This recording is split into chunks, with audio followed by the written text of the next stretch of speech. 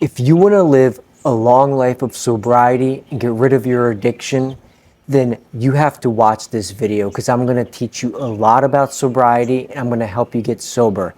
And if you get even a little bit out of this video, you're going to get a lot out of it as far as it goes for getting sober and living a successful life.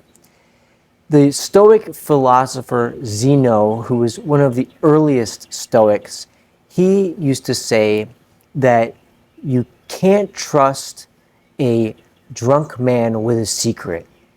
You can trust a good man with a secret. Therefore, a good man never gets drunk. And why does he say that? Well, when you're drinking, you lose your ability to think clearly. Your reason goes totally out the window. You can't make good choices anymore, and you don't have good behaviors because of that. And you really just lose the ability to be a human being in general. We sort of become a dumber person of ourselves. That cerebral cortex we have that allows us to think logically gets washed away by alcohol, and we no longer have the ability to be a human and to have reason like that. And some people, they like to think that alcohol or drugs can be a good thing. So for example, they might think that it's easier to socialize when you're drinking. Drinking is sort of a social lubricant, they say. Or other people, they like to use drugs and they say that their creativity comes out. That is all total nonsense. Was Michelangelo, was he carving David while drinking or using drugs? No. The greatest artists of history, they were generally sober people. They were, at least when it came to their work, they weren't drinking when they were painting their magnificent masterpieces. And when it comes to providing clarity in life, because sometimes we think that when we're using drugs, or people will say when they're using drugs, it provides them some kind of mental clarity, or maybe they'll use hallucinogens to sort of see the world in a different way. Well, if that actually helped, then all of the scientific discoveries we've had in history would have been done by scientists while they're tripping balls on acid or mushrooms, or they would have been drinking to help them write. Even if you think about someone like, say, Stephen King, who was writing a lot while he was drunk or high off drugs or benzos. He's been writing sober for many years now, and his books are just as good as they ever were. In fact, I've read some of his old books while he was totally intoxicated during the writing, and in my personal opinion, they weren't even that good. I mean, look at, for example, one of his famous books. He was an addict at that time, using a lot of drugs, and sure, the movies and the TV shows about they're cool, they're sort of creative. You know, there's a clown and he's trying to kill the kids or whatever. But if you actually read Stephen King's book, it's ridiculous. There's like a giant god turtle at the end of it that appears. It makes no sense at all. There's like a child orgy in the middle of it, or towards the end of it. It's totally inappropriate. Only a lunatic drunk on alcohol or high on drugs would come up with these kinds of ideas. And trust me, they didn't help the storyline when it came to the clown. The clown turns out to be like some alien from another dimension. It's total nonsense. So anyway, my point is Stephen King's writing has probably become even better, or definitely become better over the years since he's given up drugs and alcohol. And the same is true for all people for all artists in general. They will do better when they're sober than when they're drinking or when they're high. And sure, I admit that a lot of creative songs have come out from artists that have been high, but the truth of the matter is that they probably would have came out with even better music or better art had they been sober, because this myth that drugs or alcohol can improve creativity is nonsense. The same, I'm gonna talk real quick about Adderall, because the same is true for Adderall. That's like the most common drug right now that's touted as being something helpful for people. I'm a physician and I get patients all the time asking me for Adderall, and they claim that they have ADHD and they have trouble focusing. We all have trouble focusing. It's not, it's not easy to focus, especially on things that we don't want to do. And putting ourselves on essentially legal meth to help us do the jobs that we need to do and to help us focus on those things, that's not the right thing to do. And this idea that Adderall helps us focus on things, it's not really that true, because while yes, when you give yourself legal meth or legal amphetamine, which is what you're giving yourself when you're on Adderall, it's what we prescribe to patients. Literally, amphetamine salts is the generic name for Adderall. When you're on amphetamine, then yeah, you're going to be able to focus on something for a longer period of time, more intensely. But the thing that Adderall does is it gives you tunnel vision on whatever it is that your laser beam is focused on. And when we're sober, we have this ability to gauge the whole world around us and view things from a further perspective. We could scope out on things. But when you're on Adderall, you'll be so focused on something, you're unable to even realize that what you're focused on is probably not worth your time focusing on it. I used to be prescribed Adderall, and I know that myself. There was one time where I spent hours and hours working on a picture that was to be on the website for my marijuana business back in the day. And after all those hours while being on Adderall, afterwards I realized I wasn't even going to use that image in the first place. And had I been sober and not on Adderall, I would have realized that from the first 5 minutes and saved myself all those hours, and I would have been able to focus on other things that would have been more productive. And the same is true for students, for example. I know this because I took Adderall to study for medical exams, and I would spend hours focusing on a particular subject, learning it, finally getting it down.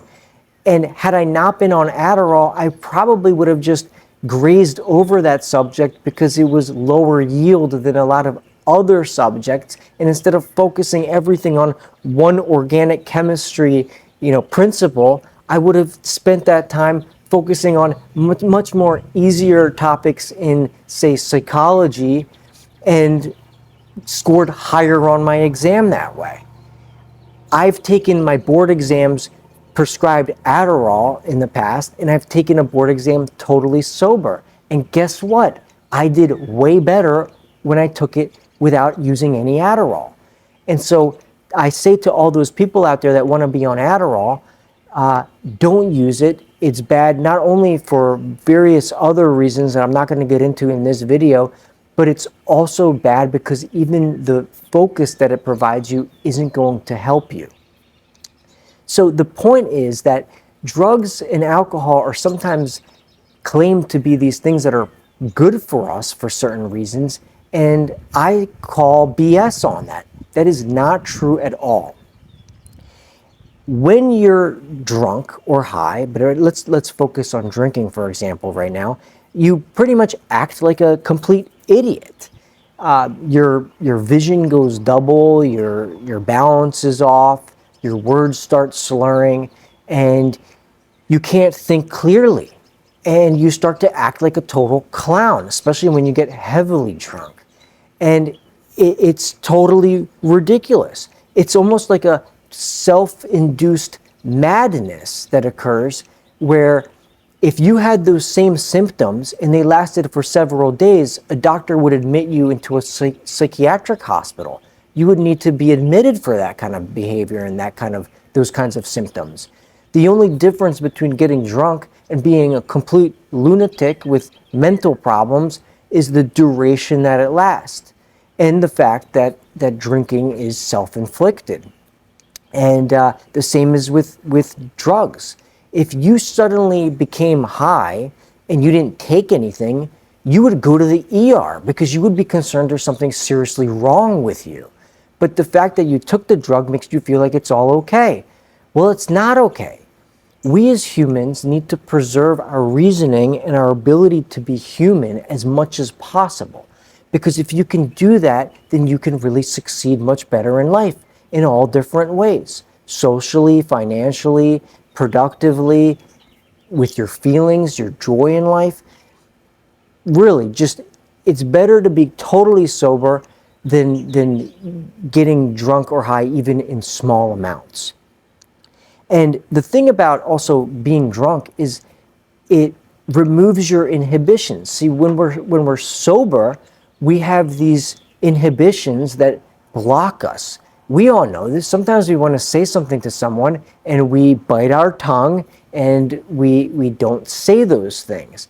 And we all have some personality quirks that may not be the best as well, the most positive around other people. And we as humans, and with our human nature, we try to suppress those problems that we might have with our personalities and to cancel them out with positive attributes. And we all have to work on that. We know that because when we're kids, we're just total little barbarians doing whatever we want, punching each other, stealing things from one another, crying, no emotional control. And as we get older, we improve ourselves and change our personality to cancel those bad attributes out. We build ourselves up. But when we get drunk, those inhibitions go away. And we start to see the worst personality flaws come out of people. If you have a bad temper and you normally keep it in check, when you get drunk, that comes out. You can become an angry person. And all such personality traits will come out of us when we're drinking, and our inhibitions and reservations go away. We can't think clearly. You know, if you're drinking, you might think you can drive home okay. But if you were sober and you analyzed and reasoned the situation well, you would think to yourself, well, hold on, maybe when I'm having 3 drinks, I could get home, but if I get pulled over for some weird reason, let's say I go a little too fast on the road and I get pulled over, then I'm going to get a DUI and I'm screwed. So that's not a good idea. But when you're drinking, you might think, I would never do that. You know, that's not going to happen. And so your ability to reason is gone, and your inhibitions go away, and the worst things come out of us, and we're at risk of, we're basically unsafe when we're drinking or when we're using drugs for that matter.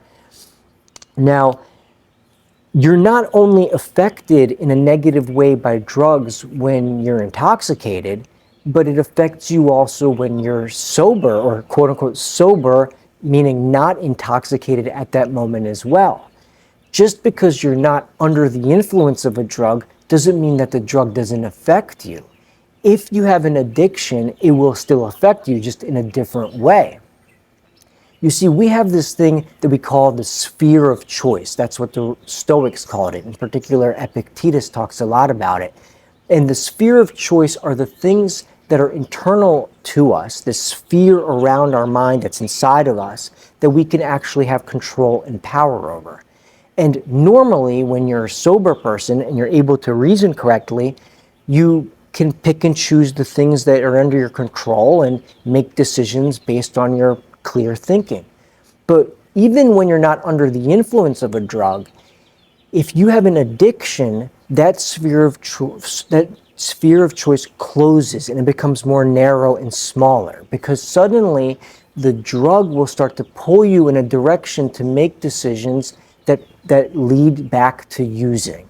So for example, if you're choosing a place to go on a vacation, if you were a totally sober person with addiction far behind you, you'd have all the options in the world to choose.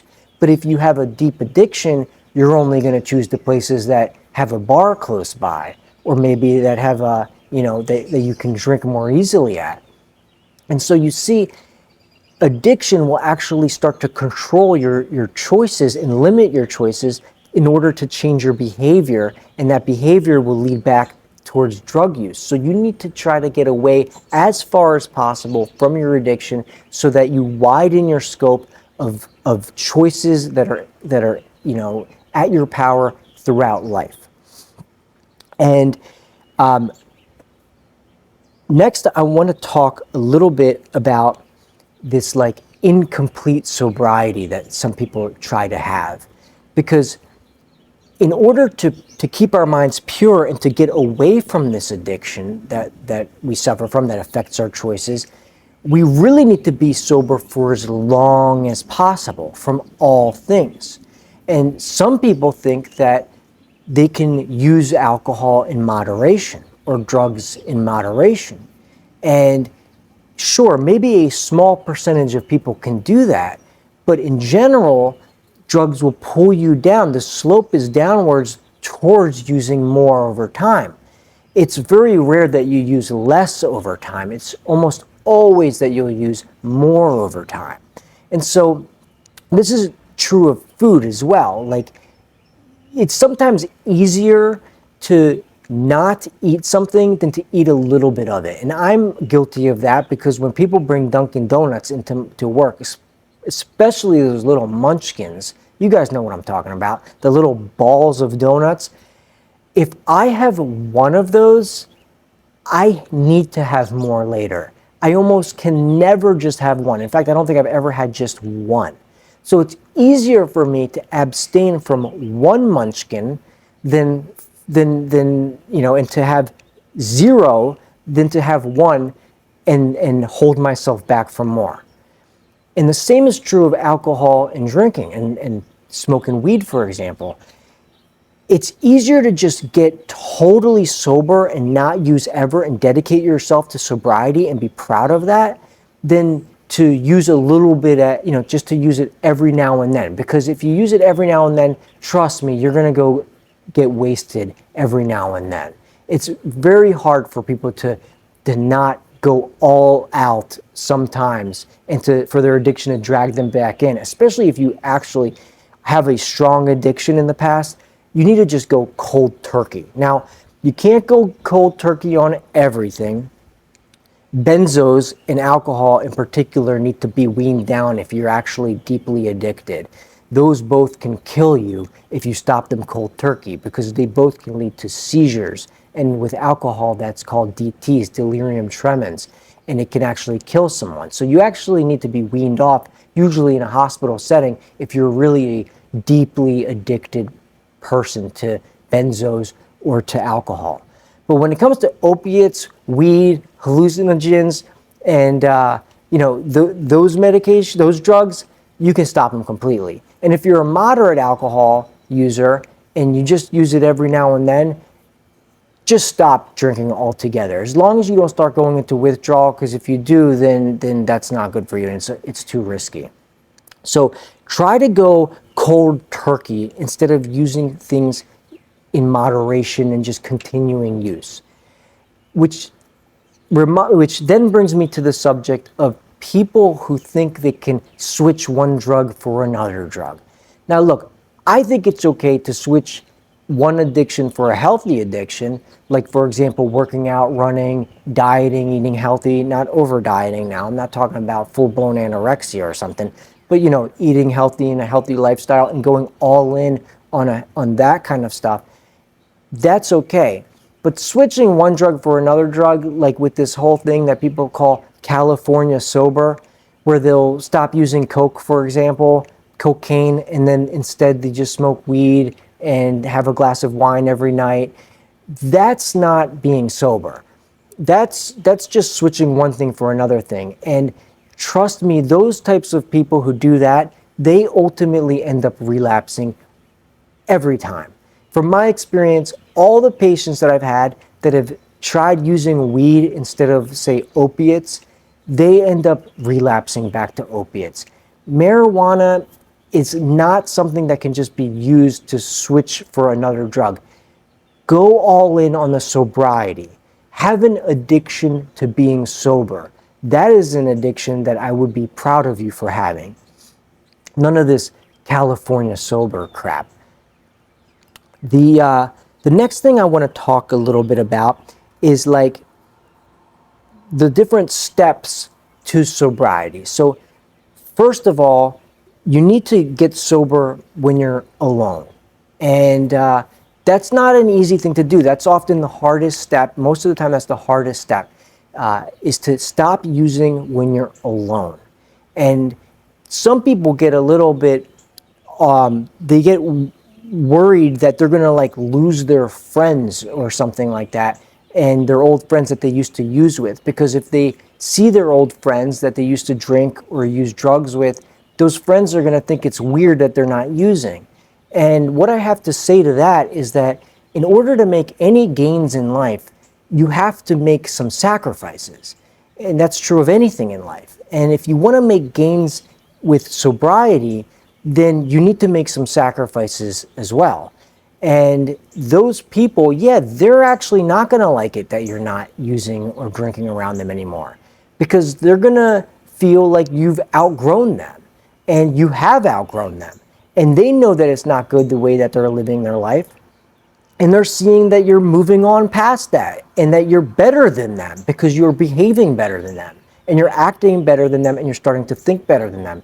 And that makes them feel bad about themselves. So yeah, they're not going to like that.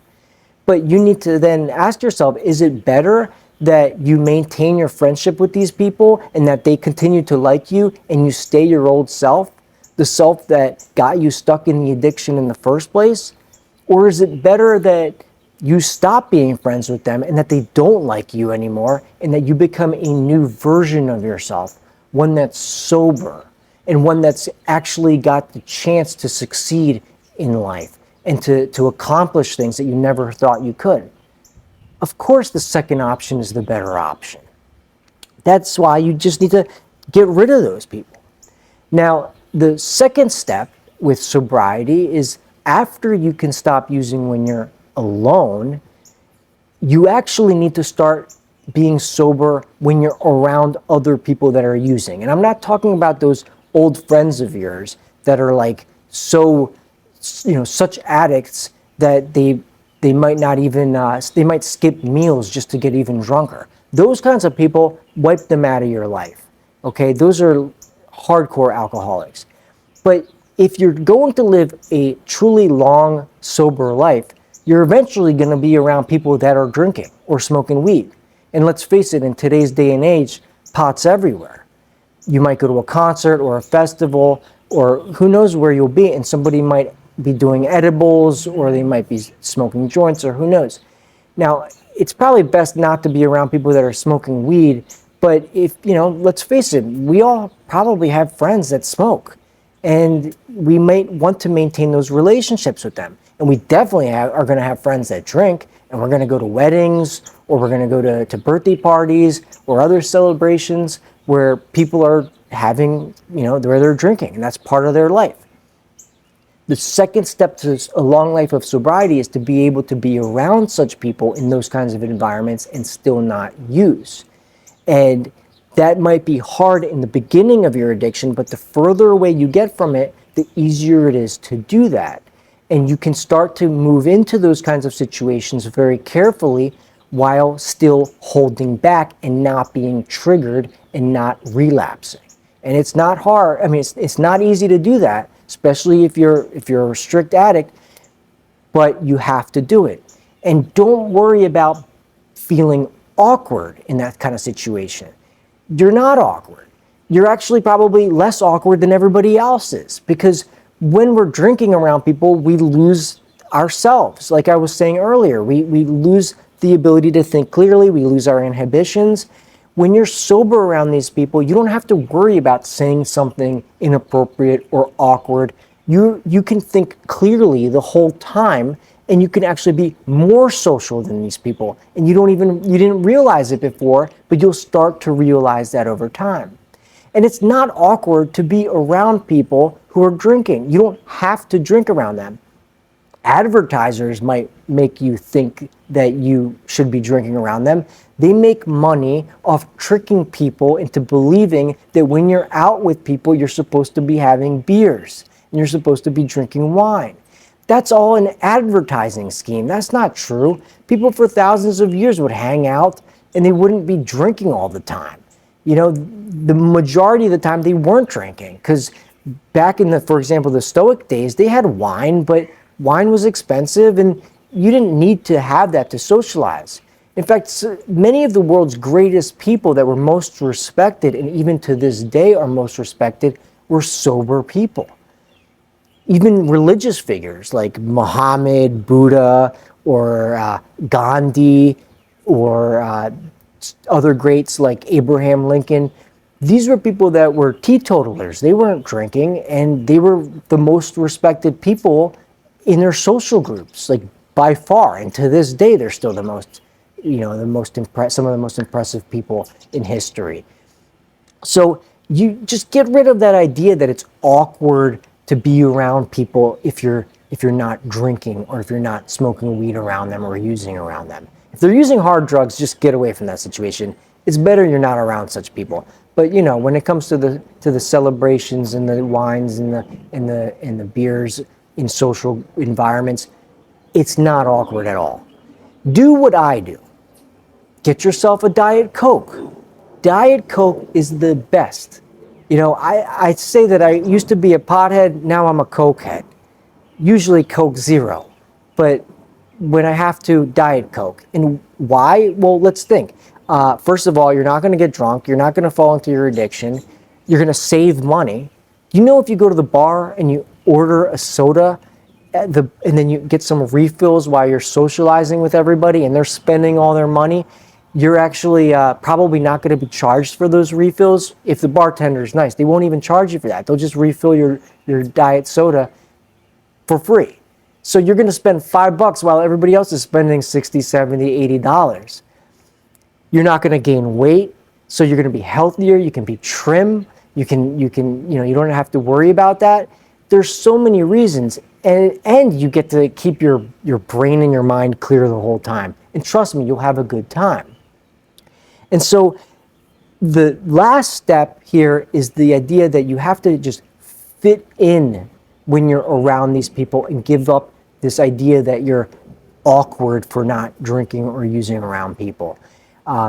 You're not awkward. You're able to, trust me, practice it. You'll be able to fit in just fine. You'll have just as good of a time as everybody else is without buying drinks, and you'll be able to preserve your dignity and your sobriety for the long run. So I hope that you guys got something out of this, because I know that even if you got a little bit, you got a lot out of it. I'm here for you, and I just want you to know that if you don't have a sponsor and somebody to call, consider me and my videos and my shorts, which there are a lot of them out there, as sort of like a sponsor for you to tap into whenever you need additional help with your sobriety. And if you know anybody else that could, use these videos, like them and subscribe, because it'll help other people see it. So you might actually save someone's life one day by bringing them to the Marble program. Anyway, you guys have a good, sober night. I'll see you guys next time. Take care.